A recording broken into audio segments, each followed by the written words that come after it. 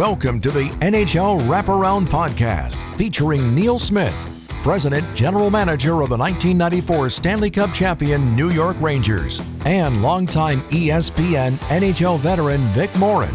Together, they share no-nonsense opinions on news and issues around the National Hockey League. Whether you're a casual or diehard fan, each episode of NHL Wraparound will leave you more informed.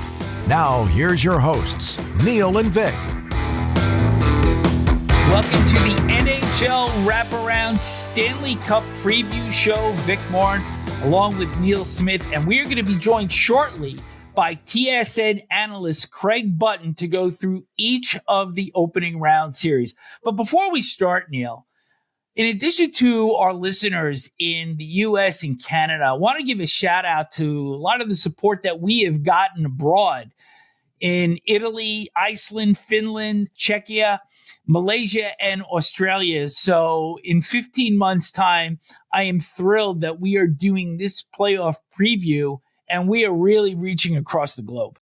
Yeah, no, it's really fun. And I wish I could meet some of these folks that are out there or get to talk to them. And if you're listening to this and if you're hearing this, send us an email, send us some kind of thing from all these different countries. I'd love to read it. And you can get us at Neil or Vic at NHLWraparound.com. Send us an email. Let us know you're out there. And we do reply. Yes, we do. So thanks to all of you, not only in North America, but across the world. And with that, we get into three things you need to pay attention to, brought to you by UBS Financial Services, Inc. The Stanley Cup Playoffs open this weekend. 2 games on Saturday, Winnipeg at St. Louis and Colorado at Dallas. 3 on Sunday and 4 on Monday. Tampa Bay and Florida do not start until Tuesday.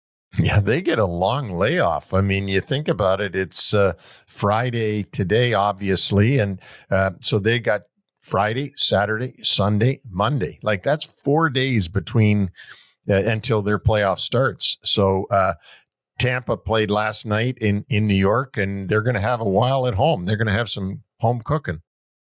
How happy you think Paul Maurice is that Matthew Tkachuk gets several more days to heal up? Oh, yeah, along with everybody else, because, you know, everybody's got some nick and nicked up somewhere, especially a guy like Barkov. You can't imagine that he's got nothing with the way he plays the game. So, yeah, it's going to be a good rest, both for the Tampa wounded and the Florida wounded. They're going to start, but it's going to be a heck of a series between those two. Number 2, Nikita Kucherov wins his 3rd Art Ross Trophy in 2nd straight as the NHL scoring leader. He beats out Nathan MacKinnon 121 to 116 points. And Leon Draisaitl gets his first ever Rocket Richard Trophy, leading the NHL in goals with 52. Yeah, and you know what? We didn't see Kucherov winning it until the end there when MacKinnon stayed out of the games because to make sure that he was healthy for the playoffs and sort of handed the Art Ross over to Kucherov. But you know, I just love watching Kucherov play. But then again, I love watching MacKinnon play. 2 different style players. One is a big bull in a china shop. That's MacKinnon. And the other one's like a Picasso in Kucherov. He's just so unbelievably skilled. Just want to add to this a couple of legends finishing the regular season last night. Sidney Crosby and Alex Ovechkin played against each other. Season finale in Pittsburgh. Both wind up scoring goals. Yeah, that's really cool. And I mean, the thing with Sidney and with Alex is that, you know, you watch their games, it's night after night. They're in the scoring. And Sidney's in there, you know, for both goals and assists. I mean, Alex, we watch more for the goal scoring. But at this age, 20 years in, and they're still on the score sheet night after night. It's amazing, really. Number 3, we have talked about coaches sitting players out at the end of the regular season. Other coaches have kind of gone against the grain, and they have played their lineups. The Dallas Stars did just that. And after playing every single game in the regular season, Jason Robertson the leading goal scorer for the Dallas Stars, left Nashville's arena with a leg brace after a collision with Michael McCarron, who, by the way, took out Ilya Sorokin about a week ago. Peter DeBoer taking a little bit of heat on this one. Yeah, which I is unfair to Peter. I mean, you know, you're making a judgment call. You want to get your team playing, going into the playoffs, playing well, using everybody. And the other thing is, how do we know that Peter DeBoer didn't say to Jason Robertson and others, do you guys want to play tonight, or would you rather that you took the night off and maybe they want to play? They wanted to get their stats or whatever the case may be. So I think it's unfair to the coach. It's just a bad break for both Robertson and obviously and for the Dallas Stars. And DeBoer certainly feels worse about it than anybody, because he'd even come out and said, you know, it's up to us to keep our players healthy. And that just didn't happen here. No, it didn't. But and Dallas Stars, boy, they've had some bad breaks this year, haven't they? Like, I mean, Heiskanen and now Robertson and earlier the Sagan missing most of the season, Tyler Sagan. So we'll see if they can overcome this latest one. And how long is he going to be out? Hopefully he will be able to appear at some point during Dallas opening round series against the Colorado Avalanche. And this has been 3 Things You Need to Pay Attention To, brought to you by UBS Financial Services, Inc. Well, joining us now is Craig Button, an old friend of mine for many, many years. Thankfully, we're both still around, Craig, and I go all the way back to your dad, the Washington Capitals famous scout. I learned a lot by just hanging around with him in the beginning days of my scouting time with Detroit. So there's always been a fondness, as you know, from me to you, because I feel like I know your family, knowing you and your dad so well. Well, Neil, you know, when you're young, right, and you look up to people and people that take you under their wings, so to speak, right, and they look out for you. You know, we don't forget those moments, whether it be a teacher, whether it be somebody that when you're starting out scouting, you're wide-eyed and you want to do a good job, and people take you under their arm and wrap it around you and make sure that you take the right steps. And we never forget those things. And certainly, Neil, our relationship has been great over the years. I have so much respect for you, and we have, not only do people pay it forward for us, now we got to pay it forward. That's true. And for all of you out there that don't know and don't see the Canadian networks, Craig is very well known in Canada with TSN and does a great job for them. And we're really happy you would do this for us today, Craig. Thanks. No, my pleasure. It's a yes, Neil, when you ask. Well, we're going to start in Canada then. And we're going to go through each of the 8 series. We're going to have a good pace to this show. And at the end of each series, we'll make our picks. And we're going to start with Washington and Montreal in the East. The Capitals winning the conference. The Canadiens getting in as the 8th seed. And first question for you, Craig, is the Capitals come into the playoffs 4-7-1 in their final 12.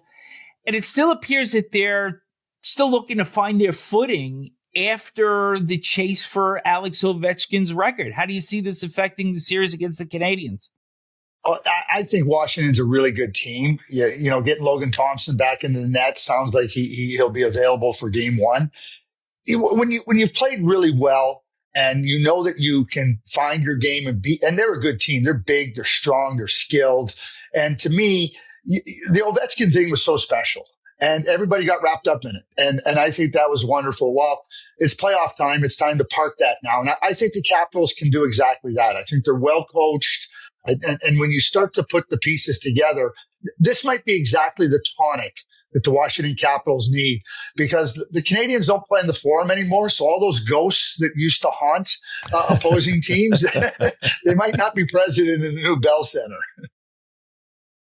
Neil, wanted to ask you whether you see this year's Canadiens as kind of like last year's Capitals, because the Caps last year had to push their way in.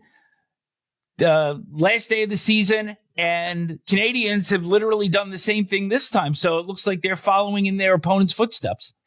They are. In my mind, they don't have as tough an opponent as Washington had last year, because Washington was so clearly the 8th team in the playoffs, and New York Rangers, it's hard to believe it was only 12 months ago that they were the best team in the East by far.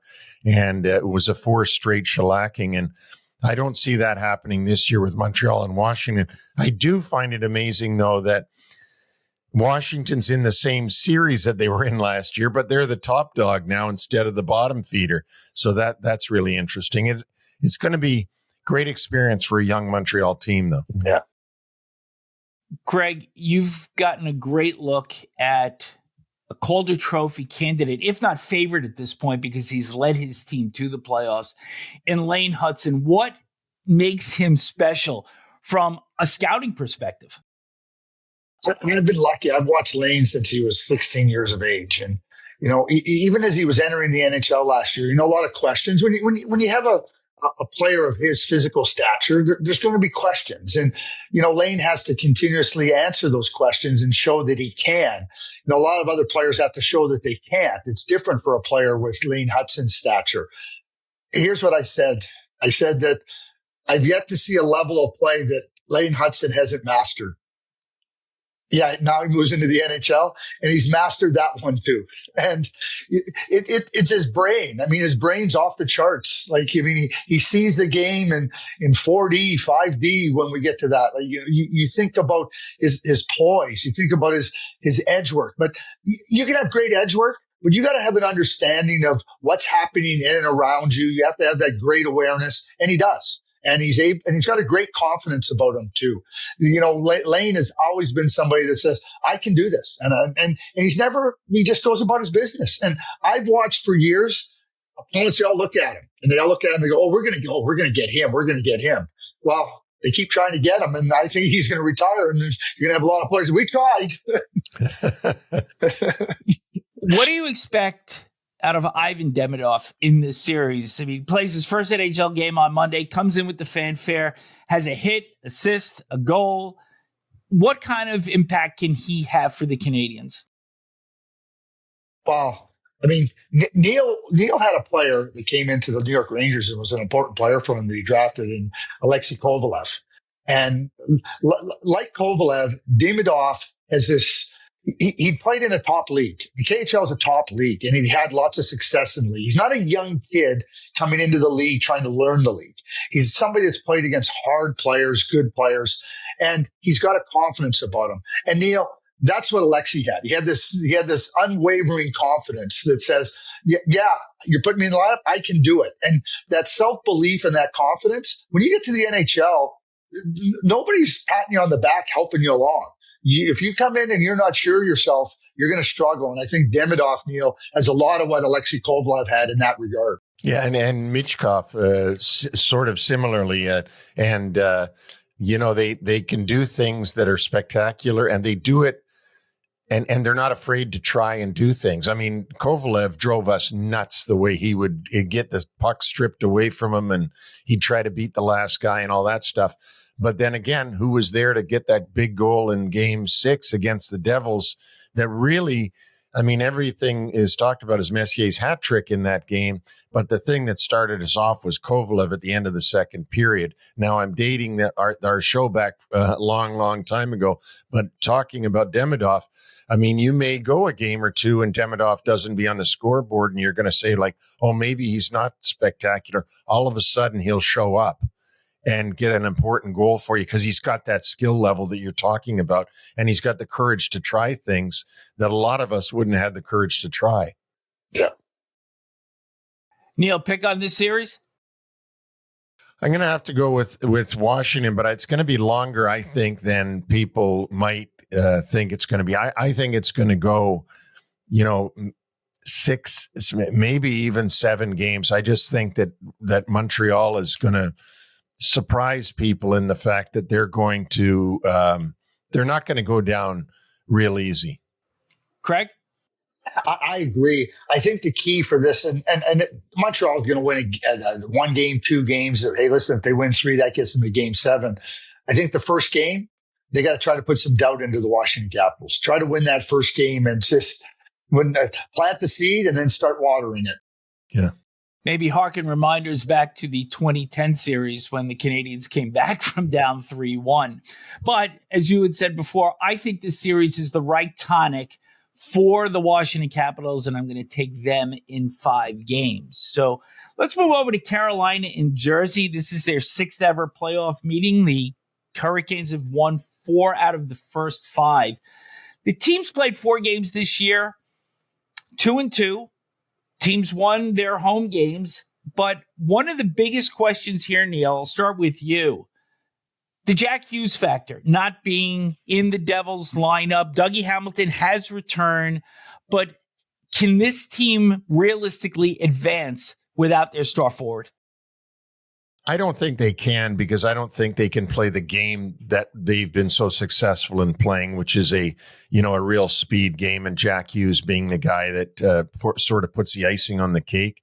I really notice him missing from their lineup now, and they're trying to adjust, but I don't think they've been able to adjust quite to the non-Hughes factor. I think when it comes down to it, Carolina is just going to be too strong for them. If there's an edge for Jersey, it's Markstrom over the goaltending of the Hurricanes, but I don't think that's going to be enough. I think that in every other place on the ice, without Hughes in the lineup, because Hughes could have gone head-to-head with Aho, or Hughes could have gone head-to-head with Seth Jarvis, or whoever's going to lead the Hurricanes in the playoff first round.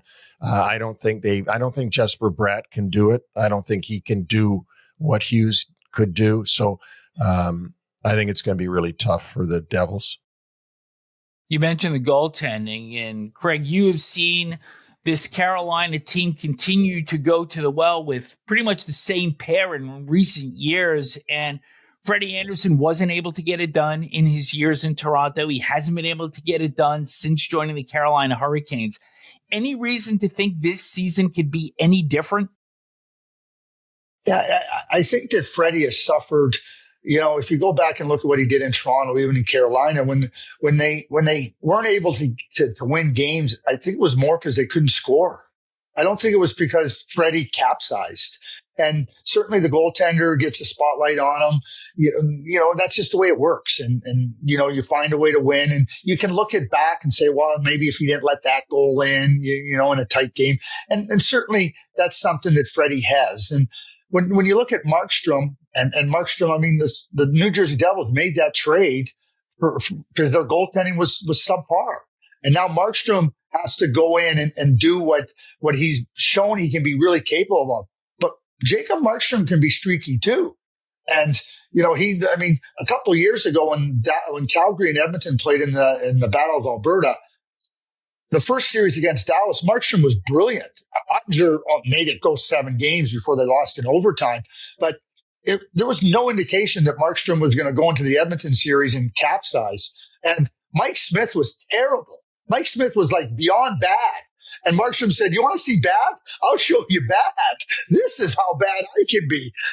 And so that's what I think that's what Markstrom are you going to get here? And Rod Brindamore's a really good coach. And the way that the Carolina Hurricanes attack, I mean, that's, to me, go no Hughes and just attack the goaltender and see what he's made of. That's where I'd be right at if I'm doing a scouting report.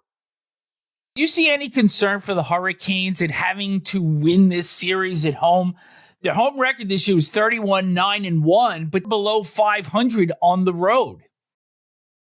I think the way I look at it, and Neil, I'll turn this over to you real quickly, but I think that the Carolina Hurricanes are well coached, but I also think they have to be able to try to tilt things into their favor.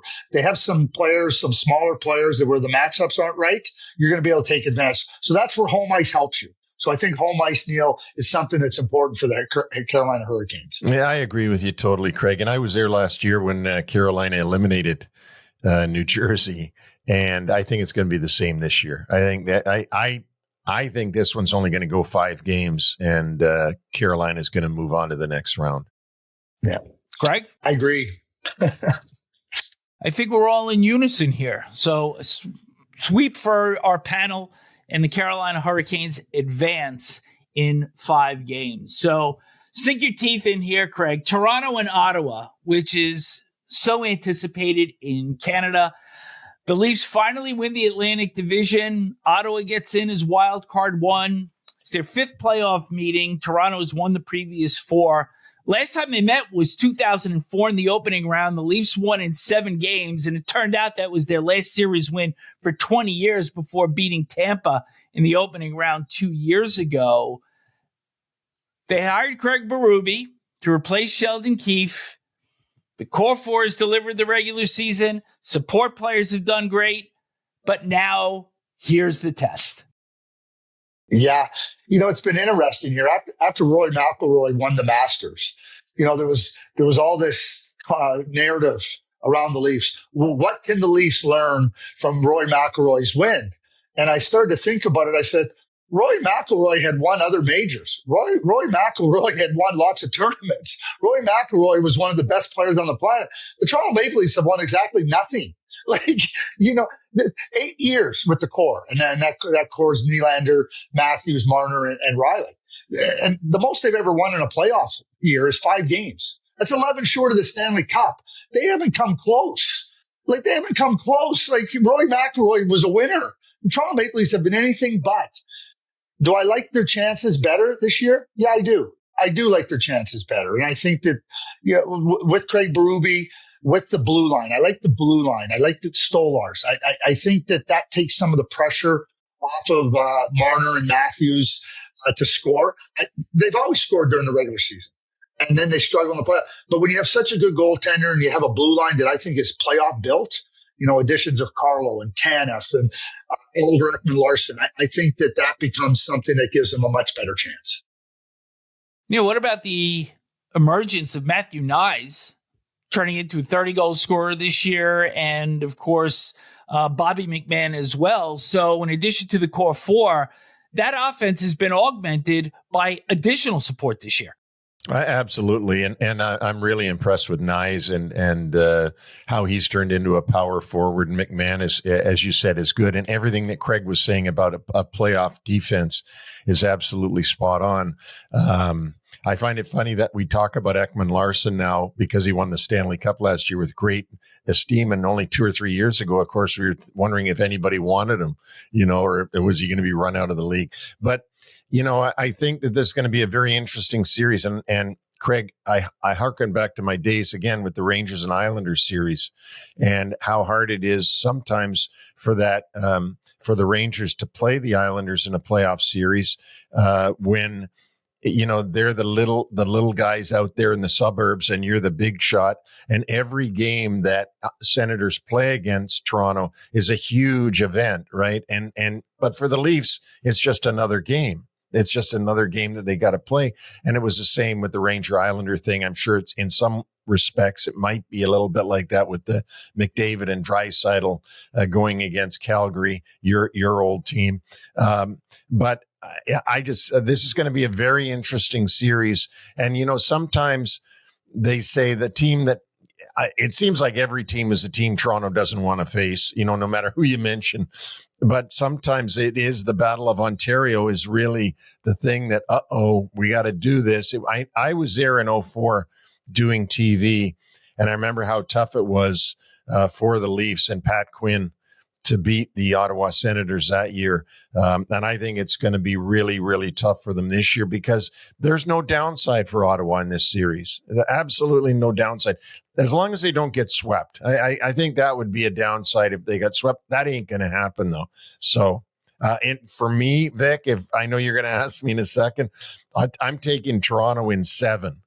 That's how I'm looking at this. Craig, I think Neil put it perfectly. The pressure that is on Toronto here. This is almost the perfect opponent for the Senators because they're playing with house money and they were 3-0 against the Leafs during the course of the regular season. So they got to feel pretty good going in. So I'm going to harken back just a few months. Brady Tkachuk plays for Team USA on the international stage for the first time. would it be fair to say that he was the lead dog in dragging them into the fight? That's the best USA players. I think we all saw what Brady Tkachuk's capable of doing. It's going to be exactly the same here. And that's like, I think Toronto, I have Toronto winning. It wouldn't surprise me if they lose. And I think it's going to be a battle right to the end.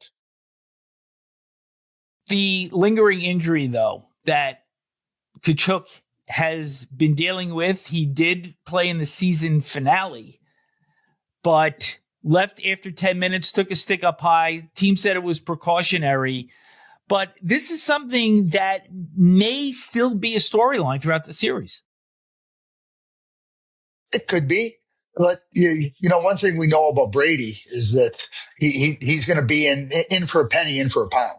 And obviously, if he goes out, that's gonna diminish the Ottawa Senators' chances. That's obvious. But at this point in time, you gotta think that what they did to get him healthy and get him rested, despite leaving the game for precautionary reasons, I still think that he's the straw. I don't think he's the straw that stirs the drink there, and he'll drive Toronto Maple Leafs fans crazy. He'll drive and he's going right after Matthews and Marner and Tavares, and he's not wasting his time on the off Broadway actors. He's going right after the prime guys. Yeah, and he's going to play unless he physically cannot play, like his leg would be broken or his arm broken. But other than that, if it's a pulled groin or a bad something else, he won't care how much pain he's in. If he can physically play, he's going to play. Craig, what's the fearless prediction? Yeah, I think it's 7 for Toronto. But like I said, it wouldn't be there's fear in that prediction because it wouldn't surprise me if Ottawa won. But I'm picking Toronto. I'm going to take the Leafs in 6 here. I think that there's almost maybe a little bit of relief that they don't have to go through the double gauntlet through Florida. And maybe this is their time. I just believe it. And I'm going to take them in 6. We'll go over to Tampa Bay in Florida. These two teams have represented the Eastern Conference in the Stanley Cup final. Each of the last 5 years, teams were 2-2 during the course of the regular season. Last meeting was last year in the first round. Panthers winning in 5, outscoring Tampa Bay 17-8 in their 4 wins. The two professors behind the bench, Neil, John Cooper, Paul Maurice, a real chess match setting up here. Yeah, and obviously 2 of the best coaches in the league, and 2 of the guys that have the most coaching wins, most coaching games under their belt, and both very cerebral guys. Like these are not dummies that have a grade 3 education. I mean, these are very bright guys, and I can only imagine the amount of work that they've done in preparation, the amount of work that the things they give their players. I can only imagine because I know what we did, and I'm sure they're far, far advanced from that now in 2025. So it's going to be a chess match. You coined it right. I think it's going to be a real chess match. And the one thing I wonder, guys, is has Florida done a little bit of overkill by getting Marchand? Now, I like Marchand, and I think he'll be valuable to them. But is it a little bit too much sandpaper there when they've already got those other 2 guys? They've already got Matthew Tkachuk and Sam Bennett, and now they're adding a 3rd guy. Could this put them in penalty trouble? And if it does put them in penalty trouble, that's where Tampa would love to have them because they've got that awesome power play. And when you think about one thing I wanted to add about nothing that those 2 coaches are going to see is going to surprise them because of their experience and their winning pedigrees, and the players will be totally. It's interesting when you think about Brad, and Brad is edgy, and that's how the Florida Panthers want to play. But if they're too edgy, it could be their downfall. So you're trying to find that. So for Paul Maurice, who has a lot of sandpaper and grit on his team. They've shown that. How do you temper that? How do you make sure you get the best out of Marchand without putting the reins on him? And that might be Paul Maurice's biggest challenge. That, a challenge that he hasn't had to deal with yet to this point in his career I can't recall one, because Brad is such a big time competitor and he wants to get under the skin of opponents, and you have a battle in Florida. So I think right there is one of the, because Neil, that they're going to say, we can't take penalties against this team. You better be taking away a breakaway. You better do something that's going to cause, because if we take too many penalties, they're going to eat you up. Something else here about the Panthers, that they sent 8 players to the Four Nations. Craig, do you see any residual fallout from this now that we're in the playoffs? Yeah, I mean, it was a 2-week tournament. They, some of those players played 4 games. Some of them only played 3. I think that the wear and tear of 2 long seasons, going to the Stanley Cup final in 23, Stanley Cup winners in 24, you don't get enough time to get yourself ready for the next season. And the players are so phenomenal in terms of their drive and spirit, but the body sometimes just isn't at the same level. I think that might be the biggest thing holding back Florida, or the biggest, I shouldn't say holding them back. That would be my biggest concern. And we saw it with Tampa Bay. I mean, Tampa Bay went to 3 straight finals, but keep in mind that the one final, there was a long break in the season when the pandemic happened in March of 2020. So they had that long stretch of time to kind of get their injuries going. And then the next year, I think it's a little bit different for Florida. And you do run up against that point in time when you just go, we know what it takes. We're willing to do it. We just can't get to that level. And you're playing you're playing other teams that are really hungry and healthy. I want to talk about the Lightning for a second and tell you this, Craig and Vic. I go to all the Islander games, as you guys both know, and I see everybody play. And if you said to me, who is the one team you enjoyed seeing the most, I would say the Lightning. I just love the skill. I mean, they just ate the Islanders up the other when they were in there last time. And on the Islander power play, it was basically a power play for Tampa. They're so skilled. They're so highly skilled. And they're so much fun to watch because they're so skilled. Having said all that, I think Florida's a playoff team well above the Tampa Bay team. I think when it comes to playoffs, Florida plays playoff hockey all year long. And so when they get to the playoffs, it's just the way they play again. They don't have to change their game. I think Tampa's going to have to change their game a little bit. They can't just be that entrepreneurial, free-flying team, that's just looking for 86 all the time. I think they're going to have to really buckle down and play a different brand of hockey. So I find that really interesting when I was thinking, as Craig was talking, about how much I enjoy watching Tampa, even on TV. But I don't want to play Florida in the playoffs. Yeah, I'm with you. Like, I don't think Tampa Bay wants to play Florida. Because you're right.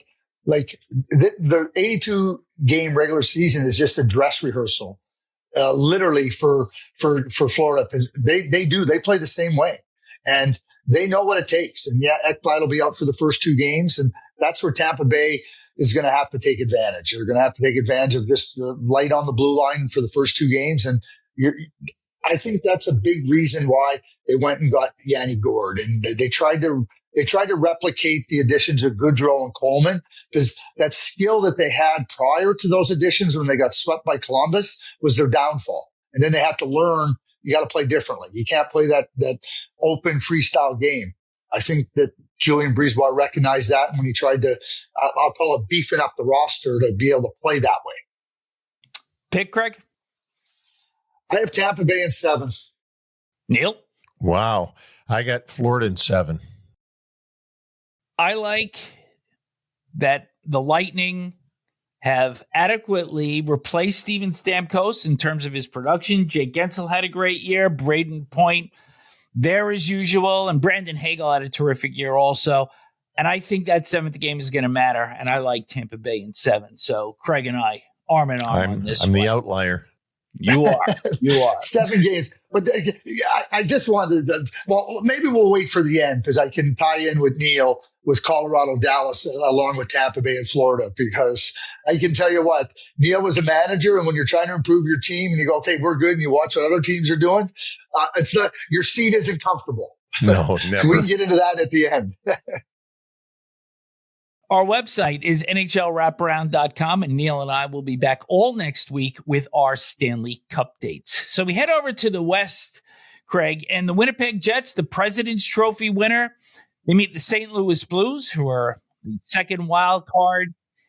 Connor Hellebuyck gets the accolades, but Jordan Binnington has a Stanley Cup ring and a Four Nations title over Connor Hellebuyck. And you got to think that number 37 is looking to rebound after the disaster last year in the opening round against Colorado. Absolutely. And it's not just that Jordan Binnington has a Stanley Cup and a Four Nations gold medal. In the year they went to the Stanley Cup and won, they beat Winnipeg in the first round. Binnington beat Hellebuyck. And in that Four Nations championship game, Binnington beat Hellebuyck. And Connor is a top goaltender. We all know he is. And after last year's debacle, and it was a debacle, like it was something like nobody put money on Connor Hellebuyck having that type of a 5-game stretch. And I think for Connor now, it's really about, that's not who I am. That's not what we're about. Back-to-back Vezina trophies, least goals against in the league, but they want to show. Literally, they were looking at this season as one itching to get to game one. Now, St. Louis is no easy team to play against in game one. A lot of teams in the West didn't want to play St. Louis, and Winnipeg got them. And I think it's a good test for Winnipeg. I think it's a good way for them to get in there because St. Louis has their attention right off the bat. I think if they played Minnesota, it might not have been the same type of feel that pinch between the shoulder blades. But I do believe that right now Winnipeg will get that from and they want to prove that last year was something that was an aberration. Neil, the Blues get in really on the strength of a 12-game winning streak towards the end of the regular season. They then dropped 3 and then won their finale in order to clinch their berth. How do you see their chances matching up against Winnipeg? Well, one of the interesting things is going to be 2 first-year head coaches with their teams, not first-year coaches, but first-year head coaches with their team. I find it amazing that Doug Armstrong saw that Boston, I think, made a mistake and dropped Jim Montgomery on his head. And then Doug Armstrong swoops in and fires Drew Bannister and makes Jim Montgomery his head coach. And whoosh, here we are in the playoffs. Like when St. Louis looked like they were far out of it. And Boston looked like, well, maybe if we fire the coach, we can be back where we should be at the top of the league. Nope. Oops. You're in the bottom of the league. And guess what? St. Louis is going to the playoffs. So I think Jim Montgomery has a lot at stake here to prove that he can win in the playoffs. Because even though he was a great coach in Boston, they didn't win in the playoffs. As we all know, Florida beat them out that year in the first round. And I think Scott Arniel, who's done a terrific job, going in for Bones for Rick Bowness and doing a fantastic job in his second attempt at being a head coach. He had something to prove too, because he was in Columbus and wasn't able to get it done there. So both of those guys have great motivation. I don't think that St. Louis at the end of the day will have what it takes to beat Winnipeg. And I think Winnipeg has to prove that they can play in the playoffs. I think Winnipeg's, and Craig, you can tell me this because you're in Canada, they're a mini Toronto. Everybody says, okay, great. We had a great season. Great. Yeah, we got Hellebuyck. Yeah, he's going to win a Vezina again. Yeah. But we want to win in the playoffs. Let's see you win in the playoffs. And until you win in the playoffs, all these President's trophies and Vezina trophies and stuff mean nothing. We want to see the playoffs. You're exactly right. Just quickly, in the last 7 seasons, Winnipeg has lost to 2 Stanley Cup champions in the playoffs. That would be Vegas and St. Louis, and 2 Stanley Cup finalists, Vegas and the Montreal Canadiens. So that comparison to Toronto about falling short, you have good teams. You've been up against teams that eventually went on to win and get in the dance, so to speak. That's exactly where Winnipeg. And that's where they're at. That's where their focus is at this year. Nothing else matters for them. They're not even going to talk about the President's Trophy. They're not going to talk about the Vezina Trophy. They are 100%. They know for their franchise and this group of players that the playoffs are the only thing that matters. pick for this series, Craig, without Nikolai Ehlers potentially because of that injury that he suffered last Saturday in Chicago, kind of a freak injury. But do they survive? I think they do. Dylan Holloway's not available. That's a big loss for the St. Louis Blues. The Winnipeg Jets have beat good teams. You don't win the President's Trophy without beating good teams and knowing that they broke the 12-game winning streak at home against St. Louis. I have Winnipeg winning in 6 games. Neil? I'm going to take Winnipeg in 7, just one more than Craig said. I'm going to take Winnipeg in 5. I think I like the way they play their style, 3-zone identity. They stay above the puck in the offensive zone. They track backwards well, and they protect their own house. So I'm going to take them in 5. Dallas and Colorado, probably the most intriguing of the first-round matchups. We spoke with both Jim Nill and Chris McFarland during the course of this season. And it's very interesting. At the deadline, the acquisition of Mikko Rantanen by the Dallas Stars, former Colorado Avalanche, and several moves done by the Avs. So it goes into Dallas hit the home run, but a lot of singles and doubles by the Colorado Avalanche. Yeah, we can say singles and doubles. Chris McFarland identified early on in the season his goaltending was no good. Like, it's hard enough to get one goaltender. He completely changed his number 1 and his number 2 goaltenders. And I think Chris has really shown that, like, hey, listen, I'm going to identify the problem. They traded for Casey Middlestat last year. Boom, out of here. You're not going to help us. Right.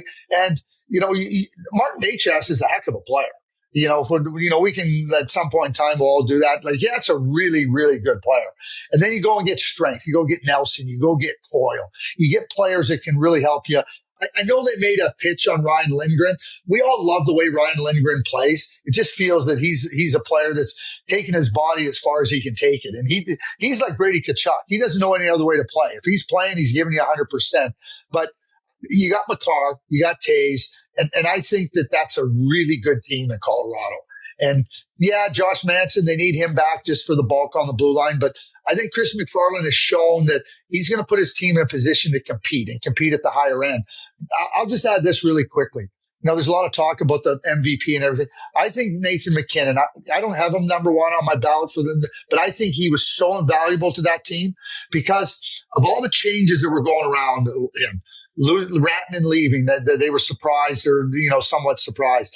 And the way that team kind of forged ahead and McKinnon never lost any footing, I think that speaks to like most valuable player status.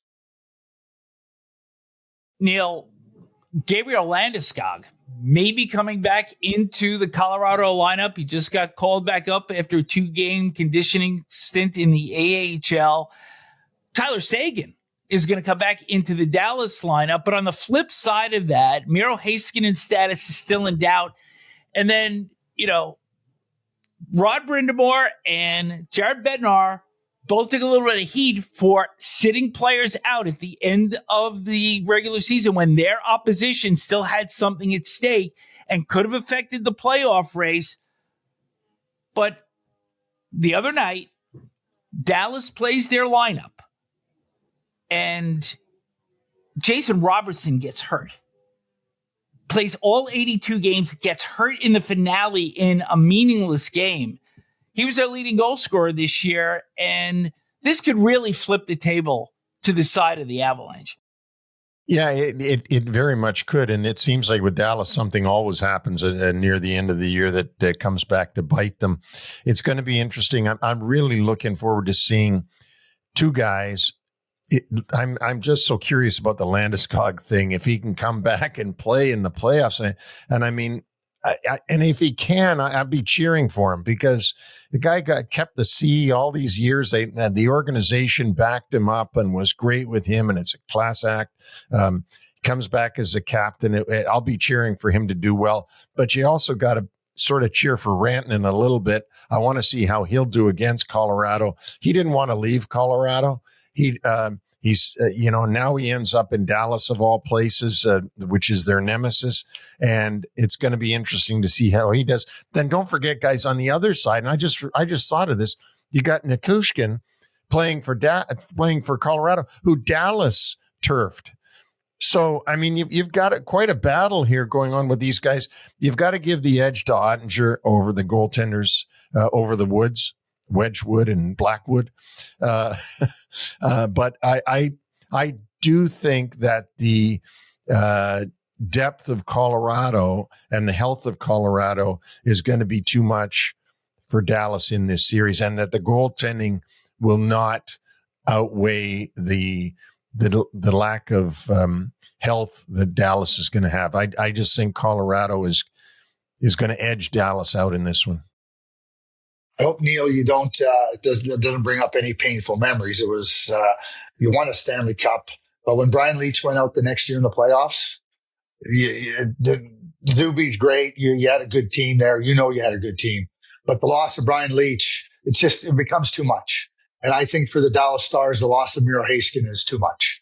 Against it, like Heiskanen can play 30 minutes a night. He can do so much in the game. He you put him out against McKinnon, he can skate with McKinnon and play at that pace.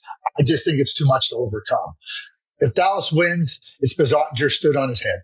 That's what I think happens, because that right side defense in Dallas isn't very good, and Heiskanen absence. That's 30 minutes of elite defenseman work that Peter DeBoer doesn't have. And we all know you're looking down at the bench and he's going, oh boy, wouldn't it be like, where's my guy? And he doesn't have him. Yeah. What's your pick?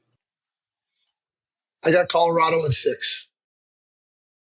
I agree with that. I think just something always happens with Dallas, and you had said, Neil. And look, late in the season, they had their opportunity to actually pass Winnipeg and went 0-5-2 to finish the season. And that's why they got the Colorado Avalanche. And like I said, I see this going 6 as well. Vegas and I think, Vic, I just want to give you I said they'll edge them out. I just want to make sure that on the record, I say the number of games. I'm going to go against the only guy on this podcast who has a Dallas Stars Stanley Cup ring. And it's not you and me, Vic. So we know who it is. And by the way, the only Stanley Cup that Dallas has ever seen, that gentleman has a Stanley Cup ring from that championship. But I am going to go Colorado in 7, just to put it on the record. Oh, and it's on the record. Okay. Yeah. Vegas and Minnesota. The Golden Knights win the Pacific. Minnesota is wild card 1. It's been 10 years since the Wild have advanced beyond the first round. Neil, this is a team that always seems like it's good enough to get in, but it's not good enough to make noise once they get there. Yeah, and it may not be fair to Billy Guerin, who's done a remarkable job of getting this team to where it's at this year, and especially in the offseason. And when I spoke to him when they came in to play the Islanders, and I had, I spent some time with Billy. By the way, is just a terrific guy, as we all know. I said to him, it's pretty good that you bankrolled all those points early in the season or you'd be in real trouble. And he looks at me, he goes, oh, we'd be screwed if we hadn't done that early in the season. So I think that, they've done a really nice job there. And especially, Craig, as a manager, he's had to work around those albatross contracts that he got dealt to hold, in those two guys. And he's had to talk about a salary cap. He's had his own salary cap for the last few years. He'll finally be out of it next year. I think it's great that the Wild are in there. I don't give them much chance against Vegas, only because they've had so many injuries. Their guys, they've patched together a team that can get to this first round. But I just think Vegas is going to be too strong for them. I'm 100% with you. And I'm 100% with you on Billy. Billy made that's not an easy decision to go to your owner and say, hey, listen, we're going to buy out these two guys and it's going to cost us this much. And by the way, it's going to not allow us to spend as much money down the road on our players. So, first of all, you got to have a plan. Number 2, you got to have the courage, and then you got to convince the owner, and the owners want to win. They're looking at it. And I think Billy's done magnificent work in there. Even this, you lose Eriksson Ek, you lose Kaprizov, you lose Brodin for a stretch. That team plays hard. That team plays competitively. I just don't think they have enough. But I will say this. I think that series is over in 5. So I'll give you my prediction right now. I think it's over in 5. And I would say watch out for the Minnesota Wild this summer in free agency because they've bided their time and now they have oodles and oodles of money to spend. Neil, can Philip Gustafson possibly steal this series? No, I don't think so. I just don't think so. I think for all the things that Craig said, I think he's right on all that. And I will add, though, to what he said about having the oodles of money, Billy's going to find out the pressure changes now, right? It changes. Yeah, you go from, I'm sorry, guys, I just don't have any money. I'm sorry, fans. I just don't have the money to do anything. So woe is me, to you better sign the right effing guys, right? You better not waste this money on the wrong guys or else we're going to be after you like a witch hunt. I'm taking Vegas in 5. I happen to agree. That brings us to our series. Los Angeles Kings and the Edmonton Oilers in the 2-3. But the difference here, Craig, is that the Kings finally, after 4 years, are opening this series at home. Tremendous record this year, 31-6-4 versus 17-19-5 on the road. And I want to start from the Oilers' perspective here because even though they're the defending Western Conference champions, it just feels like they've been fighting it throughout the season, be it through inconsistent play and injuries. And is this too much for them to overcome in defense of the Western Conference title? It feels like that for them as a team.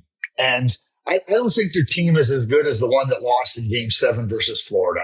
I think they're older, slower, smaller, and those usually aren't really good ingredients you want together to make a Stanley Cup run. That being said, you still have McDavid and Draisaitl. And the teams, everybody's, Jim Hiller's spending lots of time game planning. Okay, what do we got to do? They know they have a good defensive team in LA. They know. But McDavid and Draisaitl are so great that they take game plans against them and shred them. And they're able to take things and disrupt. And so somebody asked me, how can you bet against McDavid and Draisaitl? I said, I'm not betting against McDavid and Draisaitl. I'm betting against the Oilers. And the loss of Matthias Ekholm and their up and down, in and out season, Skinner, good, not good, don't know. There's talk about Pickard. I don't think there's any question that Skinner's going to play. But it just feels like lots of things conspired against the Edmonton Oilers this season. And I think they're up against it. I think they're really up against it. It feels like the Pittsburgh Penguins, Neil, of 1993. They're coming off the 2 Stanley Cups. I know it's different for Edmonton, but they just couldn't get things together. And then up against the Islanders, who had nothing to lose, they couldn't find a way. And David Volek scores the overtime winner to put them out. Neil, you see any carryover from the Darnell Nurse, Quentin Byfield, and then all the lip service that went on after, saying that in a meaningless game, Philip Deneau came out and said, well, the Oilers played their B team and they were out there trying to hurt us. So a little bit of advanced chirping before this series even gets underway. Yeah, a little, but that's always good for the series, and it ends up being a nothing burger when the series starts because nobody wants to take a penalty. But I think the loss of, we talked about the St. Louis Blues getting into the playoffs. Why did they get into the playoffs? Part of it is those 2 free agent signings that Doug Armstrong did in the offseason in Holloway and Broberg. And part of the reason that Edmonton isn't Edmonton of last year is that they couldn't keep Broberg and Holloway. And that was a really well orchestrated attack that Doug Armstrong did on Edmonton. He knew when he did it, they couldn't match. They didn't have the cap space to do it. And they were sort of screwed. But, and that, along with the coaching change, I think was the 2 brilliant moves that Doug Armstrong did this season to get his team in the playoffs. But we're talking about LA and Edmonton. I don't think Edmonton's the old Edmonton. I think LA's got so much motivation to win this series. They've been so strong at home. We talked about Yesterday, I was on an LA Kings podcast, and we were talking about Kuzmenko and how well he has played for the Kings. And the host of the show told me that he asked Kuzmenko, you're coming back now. You're lifting sticks. You're grabbing pucks. You're going in. You're scoring. You're doing things you never did in Calgary. You never did in a short stint in Philly. And he says, "Yeah, because I don't want to get that look from Kopitar that you get."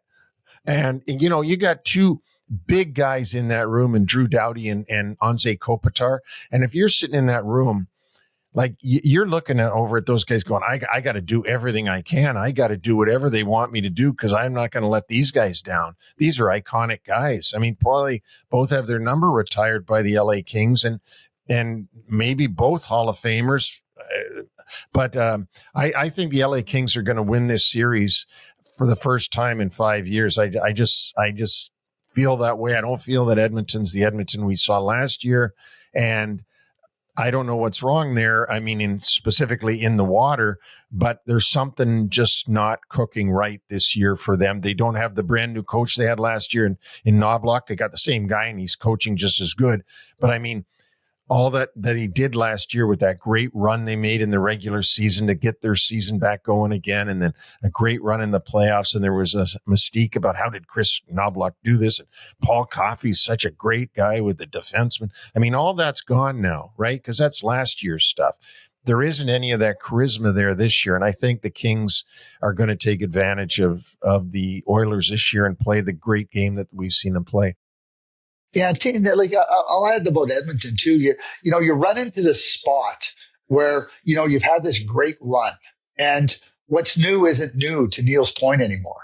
And you're messaging to the players. You're like, how are we going to get out of this funk? Like, what are we going to do? How are we going to replace that player? They didn't have anybody to come up and play. Last year, they were able to bring up Holloway and Broberg, and they stepped in and were real. And now you think the players are all going, "Geez, these guys got magic." Right? Well, when you don't have the magic anymore, you don't have the same capabilities to perform the tricks. And I think and I'm not going to suggest it was tricks. I mean, they did a good job there in Edmonton, but I don't think they're as good a team. And I keep hearing this, Neil and Vic, is that, well, we're going to get players back healthy. Evander Kane hasn't played in a year. Like, I know when Evander Kane is playing, he's good. Trent Frederick has a high ankle sprain, but like, there's so many. This year, it's all about what if, and every what if. Well, they were 7-3 without McDavid. Oh, okay, yeah, like no kidding. Like, who are you playing against, right? Like, I don't see them as a good a team, and I think that four times is a charm now for the LA Kings. I think it's over in 6. I think they go right into Edmonton and win Game 6 in Edmonton, and the Oilers can have a send off from their wonderful fans. Last one from me on the Oilers, Craig, is what's it also say about their secondary scoring that Corey Perry has such a prominent role? They didn't really get what they needed during the course of the regular season from Henrique, from Jeff Skinner, from Victor Arvidsson. And where is that goal scoring going to come from in the postseason? Well, Vic, what I would say to you is when Corey Perry is your secondary scoring, you're down to your fourth layer. And we all love Corey. But so I talk about McDavid and Draisaitl as we all do, and we know they're brilliant. But let me go back to that LA defense. You got Doughty, you got Gavrikov, Mikey Anderson, and Joel Edmondson. Like, they're not afraid of those guys, and they're going to take chunks. And who's going to take chunks out of those guys? And I think that with no backup, they're not going to be able to do it. I just don't think they have it. You just nailed it, Vic. Like, how are you going to do it? Who are you going to count on? They don't have anybody to count on. And Adrian Kempe and Fiala are no slouches for the LA Kings. It's going to be interesting, guys, too. One thing to keep your eye on in this series, in Game 1, one of the early shifts, Jeff Skinner will take his first whirl on the ice in a playoff game after all these years. His first shift in a playoff game will come this season. But I'm guessing, Neil, he never played a playoff game in junior either. 15 years old. Yeah, the last time he played a playoff game, he was 15 years old. Oh my goodness, that's a great one, Craig. Thanks for giving me that nugget. That's a good one. Yeah. Yeah, he was in, remember he was in Kitchener and he got drafted and he went right to the NHL. So, he was an 18-year-old in the NHL, but the 2 years in Kitchener, they never made the playoffs. Wow. Neil, something tells me that Skinner appearing in his first playoff game isn't going to sway your pick here, though. No, it's not. It's not. I'm going to be more swayed by the fact that Arvidsson's old team is going to do better than Arvidsson's new team, and I'm taking the LA Kings. I'm going to chicken out and say in 7 because I think that's always the chicken's way out. That's why I pick a lot of 7s. You can't go wrong with that. But I'm going to say LA in 7. I'm going to pluck one of your feathers and say that LA wins this in 6. We have completed our preview of all 8 playoff series, but we're going to put our 2 experts on the spot here. And Craig, first question for you. The player who uses this playoff as his coming out party. I'm going to say Mark Scheifele. And I think Mark Scheifele has had some great regular seasons, and all the times he's matched up against other players, top players that have gone on to beat his team and then ultimately win a Stanley Cup or get to the Stanley Cup. I think Mark Scheifele has a real strong understanding of that now. And I think it's his time to do a real yeoman's work here for the Winnipeg Jets. Mr. Smith? Well, I could do the obvious and say Jeff Skinner because he's finally coming out into the playoffs. Yeah. Well, if he gets one goal, that would be a coming out. Yeah, but I'm going to say somebody from the Ottawa Senators that I think that they go unnoticed all season long, and I think one of their players, and if you want me to pick one, I'd say Sanderson, the defenseman who's so talented. I think somebody from Ottawa is going to catch everybody's imagination, and they're going to get, geez, I didn't know he was that good, and I think that's going to happen in that series. I'm going to ride somebody that I took in our preseason preview, and that's Wyatt Johnston of the Dallas Stars. Had really strong regular season, over 70 points this year. But I want to go back to last year's playoffs where I thought shift in and shift out. He was one of the best players in the playoffs last year. So he's my guy. And you're right about that. He was that good in the playoffs last year. He sure was. The player in these playoffs with the most pressure on them. I think I'm going right back to Toronto. I think it's set, and I have 2 choices, and you can say one or the other, and that's Auston Matthews or Mitch Marner. They were both brilliant at the Four Nations tournament, and I think we've talked about Toronto. Those 2 players, to me, are the guys, like nobody else. And I could put Connor Hellebuck in there just because of what he did, but those 2 players, I think, in Toronto with the first round matchup, they're the 2 that I have. Yep. I think that you can't disagree with what Craig just said. So I'm going to add to it and pick somebody else. And that is Connor McDavid. Pressure is what you put on yourself. Nobody can put pressure on you. You decide how much pressure is on.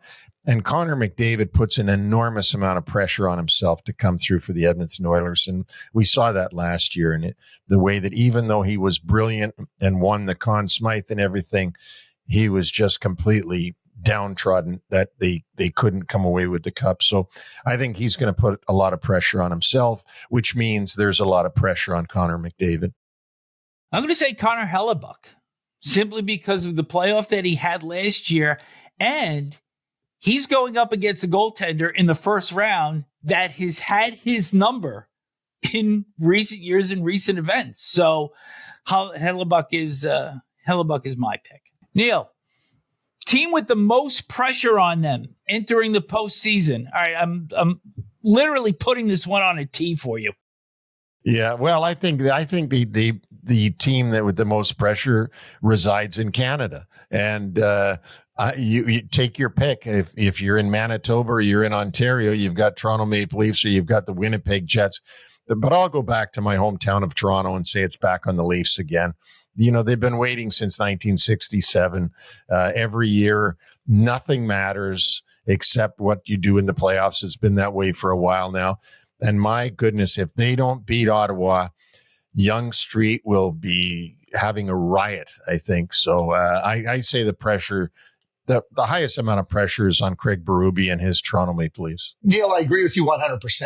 I mean, the Winnipeg Jets have won the President's Trophy, best team in the NHL the last 2 seasons, but that's a different kind of pressure.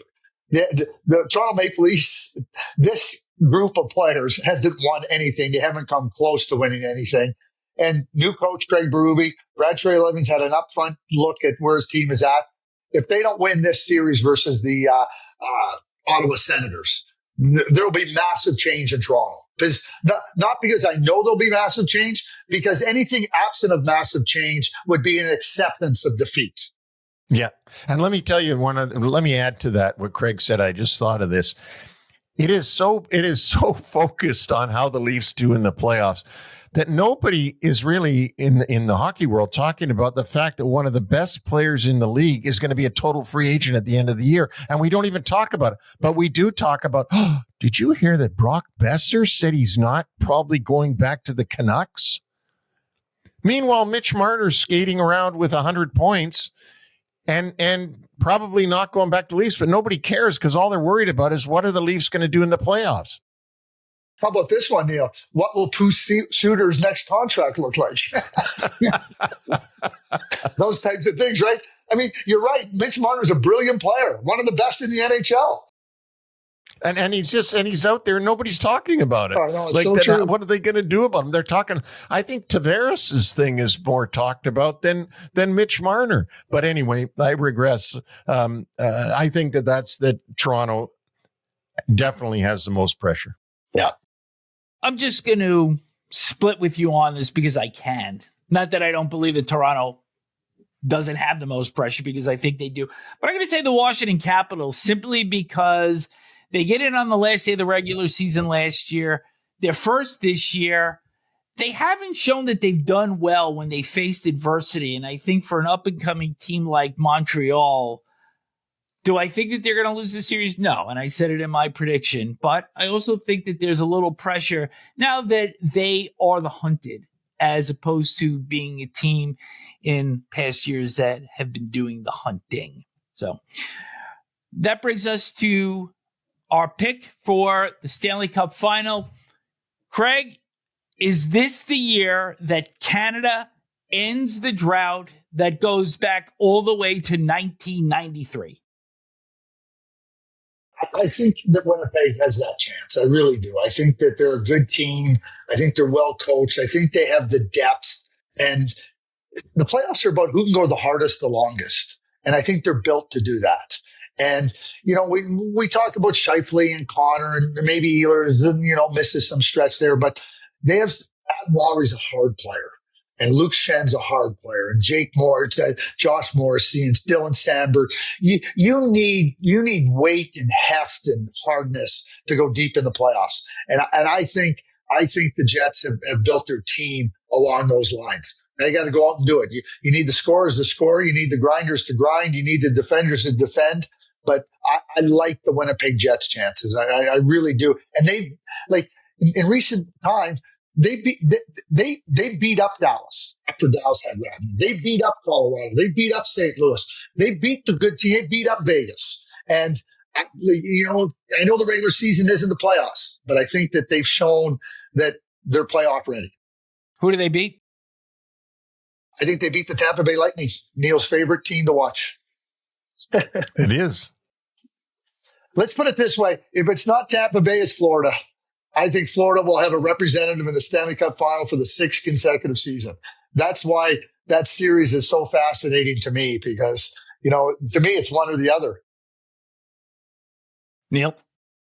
I think, I don't think the drought ends for Canada, but if it does, it would be, you're not going to believe me when I say this. You're going to think I'm crazy. I would say it's going to be Toronto if the drought ends.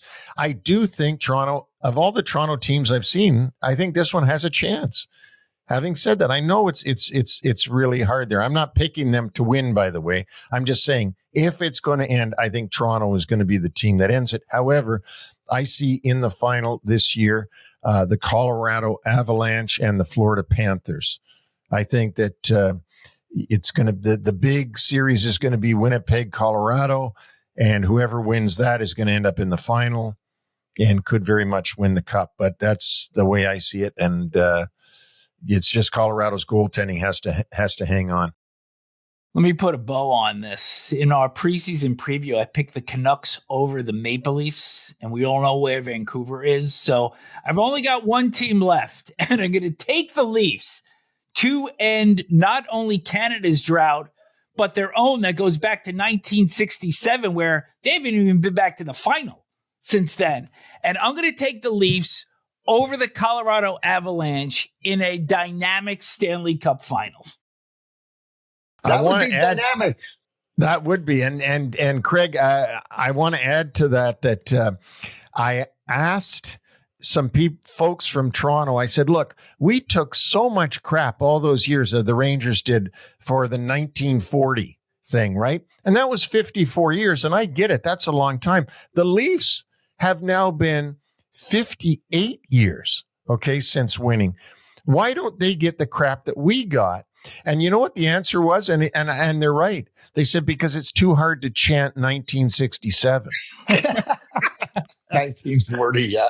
1940, just rung. 1940. And you can't chant 1967.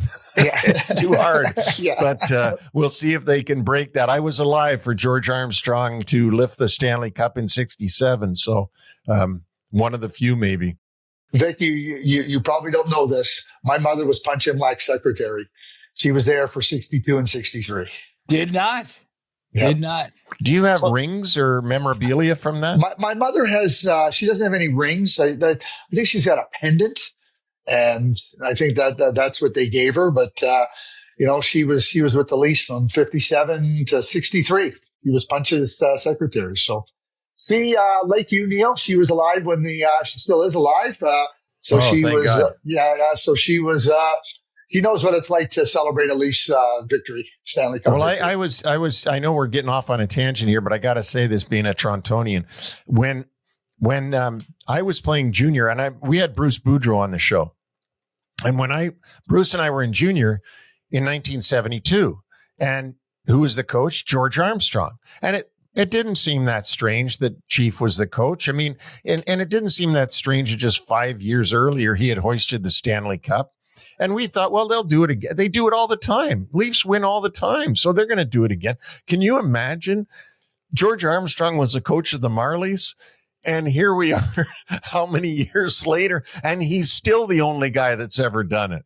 All these years later, it's really amazing. Well, you think about those 4 cups in the 60s, right? And, how good they were. And you're right. You just start to think, okay, we didn't win this year, next year. Okay, it's been 2 years. Well, we're at 58. And I know Toronto Maple Leafs fans are hoping that there's not more counting to that. Yeah. Craig Button from TSN, thank you so much for joining us today, breaking this all down. And the Four Nations was great, but this is even better. There's nothing like the opening round in the Stanley Cup. There isn't. And, we're going to get some surprises. We just laid it all on the line with our predictions. And in 2 weeks' time, people will tell us how stupid we are. So I guess that just goes. Or even sooner, Craig, or even sooner. Oh, yeah. Hey, listen, back in 21, real quickly, Toronto was playing Montreal, and that was, a lot of get into the playoffs, everything. And I went on national television and I said, Montreal will be lucky to win a game. In fact, this is so lopsided, the series might end in 3 games. Well, Montreal wins the first game. So you're right, Neil. It happened real quick. Our dear late friend, Darren Detishin, who was a star up here. I don't know if you knew him, just a star. So he said to me, he goes, Button, he goes, you're going to be eating crow. I know a good Merlot to drink with it. Boy, did I eat crow. Boy, was he built, wasn't he? Oh, yeah, he was. Vic, this guy was a specimen of a man. Oh, he was something else. Yeah, Craig, we owe you one somewhere down the road, Vic and I, for coming on and doing this. This is terrific. Maybe the best show we've ever had. I don't know, but it's been great. Yeah, well, I really enjoyed it, Neil. And any time spent with you, I've always enjoyed our time together. So I really appreciate you reaching out to me. And Vic, a pleasure to spend some time with you. Great opportunity to exchange some thoughts and ideas. And like I said, my pleasure. Thank you for having me. We both loved it. What a pleasure to have Craig Button join us to break down all of these series, and pretty good bloodlines run in the Button family. Yeah, well, he mentioned that his mom had been Punch Imlek's secretary, and I had mentioned early in the show that his dad, I cut my teeth in scouting, traipsing around following his dad, who was a veteran scout at that time, the chief scout of the Washington Capitals. David Poyle, of course, was the general manager at that time, and it was very interesting. And then I got to know Craig after, unfortunately, Jack Button died early, and Craig came along and had a good career, was working with Bob Gainey in Dallas, and ended up getting a Stanley Cup ring and name on the Stanley Cup for the Dallas Stars victory. And then went on to get the job in Calgary as general manager for 3 years with the Calgary Flames, and now still lives in Calgary. So he does a great job on TSN. He's very knowledgeable and very good on TV. A little bit of human side there too. Yeah. Always got to throw that in. Let's now hit the playoff schedule, and we'll get you updated on the first few days of the postseason. On Saturday, St. Louis at Winnipeg at 6 o'clock Eastern, followed by Colorado and Dallas at 8:30. Those games will be on TNT. On Sunday, ESPN gets into the mix. Jersey and Carolina at 3 o'clock on ESPN. Ottawa at Toronto at 7 on ESPN2, and Minnesota at Vegas at 10 o'clock on ESPN. Monday's schedule: Montreal at Washington, 7 o'clock on ESPN. St. Louis at Winnipeg play game 2 at 7:30 on ESPN2. Colorado and Dallas, the second game of that series, 9:30 on ESPN. And Edmonton at Los Angeles at 10 o'clock on ESPN2. Tampa Bay and Florida will open their series on Tuesday. And in Canada, all games can be seen on Sportsnet. So that sets the table for everybody. I am ready to go. Yeah, bring it on. Special thanks to Craig Button from TSN for joining us today. Thank you to UBS Financial Services, Inc. NHL Wraparound and UBS Financial Services, Inc. are not affiliated. UBS is a sponsor of 3 things you need to pay attention to. No other affiliation, relationship, or endorsement is made, suggested, intended, or should be implied or inferred between UBS and VNS Productions, LLC, or any of the individuals or businesses and or their respective products and services appearing in this program.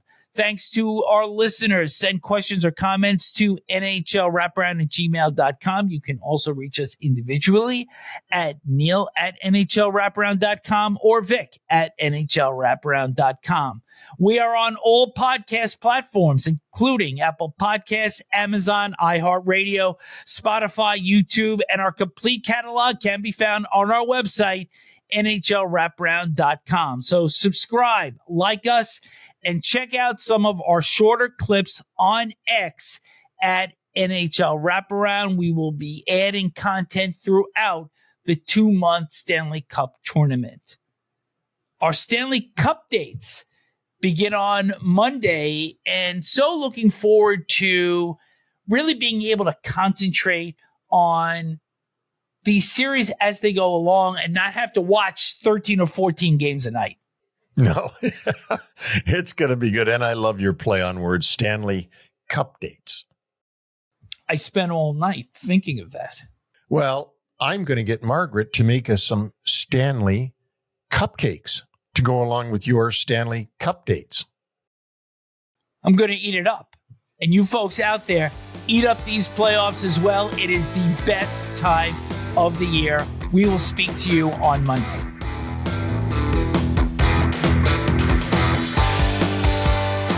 Thanks for joining us on the NHL Wraparound Podcast. Don't forget to subscribe to stay up to date on all the NHL action.